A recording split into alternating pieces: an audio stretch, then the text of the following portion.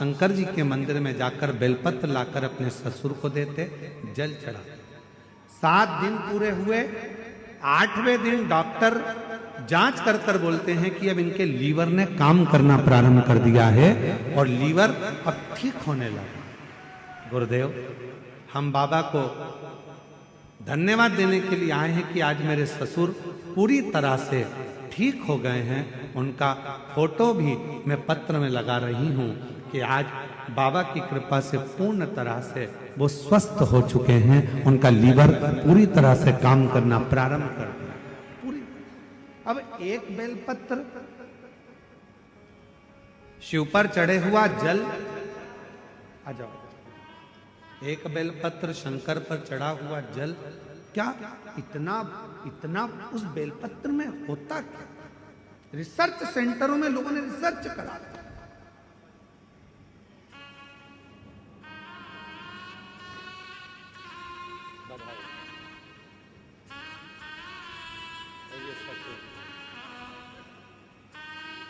अब ठीक है, रोते नहीं। अब आंसू पोछो पहले, आंसू पोछो, आंसू पोछ पहले।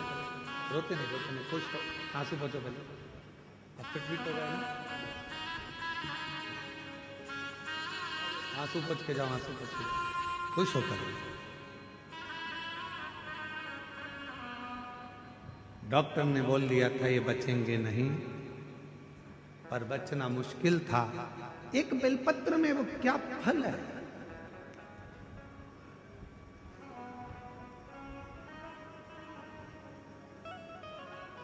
एक रिसर्च में निकला कि सियोर वाला महाराज कहता है कि एक बेलपत्र शंकर जी पे चढ़ी हुई खाओ, शिव जी पे चढ़ा हुआ जल पियो, उसका आखिर लोगों की स्वास्थ्य में कैसे लाभान्वित हो रहा। तब निकला एक एंटी ऑक्सीडेंट उस बेलपत्र के अंतर्गत होता है जो बीमारी को दूर भगा देता, रोग दूर भगा देता।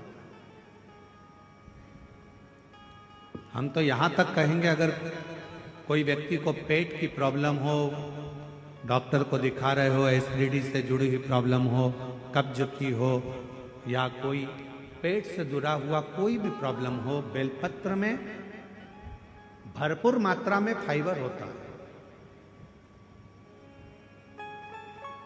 बेलपत्र में भरपूर मात्रा में फाइबर होता है। अगर शिवजी पर चढ़ी हुई एक बेलपत्र यदि अवधूतेश्वर महादेव का नाम लेकर प्रतिदिन अगर खाया जाए, कब्ज हो, पेट का प्रॉब्लम हो, या अन्य गैस का, आपाच का, एसिडिटी का कुछ भी प्रॉब्लम हो, यदि अवधूतेश्वर महादेव का नाम लेकर एक बेलपत्र सुबह सुबह शिवजी पे चढ़ा खाना प्रारंभ कर दो, 15 दिन में मालूम पड़ जाएगा कि आपको एसिडिटी हो ही नहीं सकती, कब्ज का प्रॉब्लम हो ही नहीं सकती, गैस का प्रॉब्लम हो ही नहीं सकती। एक बेलपत्र, क्योंकि बेलपत्र के एक पत्ते में भी फाइबर की मात्रा बहुत ज्यादा मात्रा में, भरपूर मात्रा में फाइबर बेलपत्र में होता है। क्या है बेलपत्र?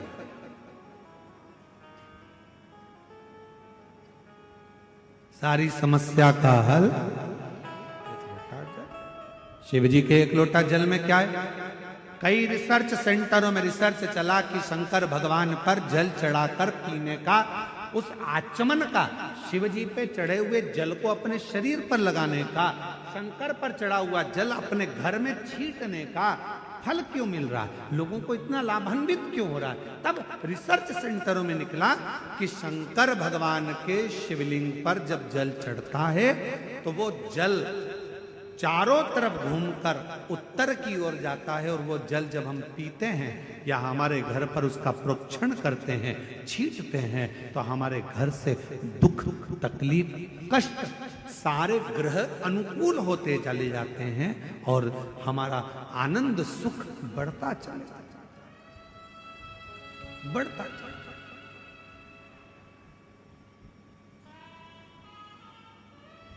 महाराज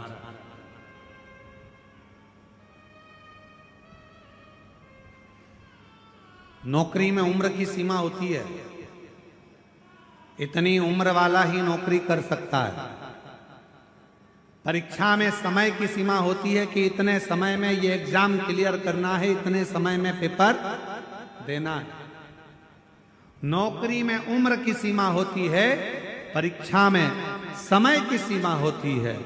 गाड़ी में गति की सीमा होती है कि इससे ज्यादा मत चढ़ाना।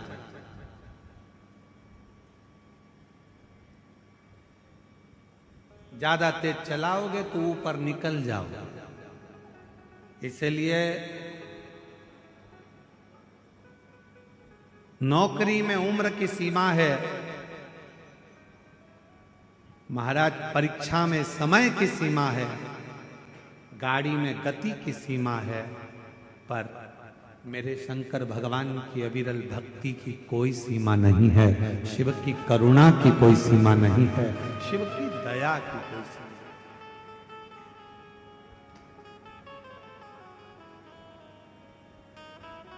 दया की कोई सीमा नहीं।